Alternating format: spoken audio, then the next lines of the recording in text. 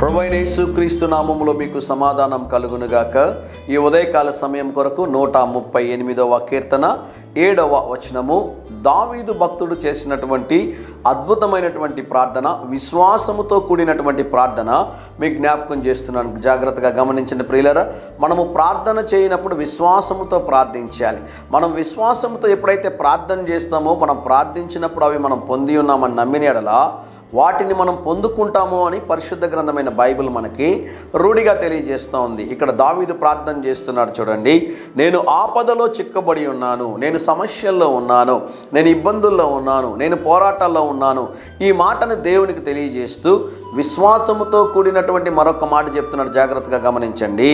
నీవు నన్ను బ్రతికించెదవు. దేవునికి స్తోత్రం కలుగునుగాక. నీవు నన్ను బ్రతికిస్తావా ప్రభువా అని అడగడం లేదు. నీవు సహాయం చేయగలవా ప్రభువా అని అడగడం లేదు. ఏమన్నాడు తెలుసా? నేను ఆపదలో చిక్కి ఉన్నాను. అయితే నాకు ఒక విషయం తెలుసు. ఏంటో తెలుసా? నీవు నన్ను తప్పక బ్రతికించెదవు. ఈరోజు ఏదైనా ఒక సమస్యలో ఉన్నారా? ఒక ఇబ్బందిలో ఉన్నారా?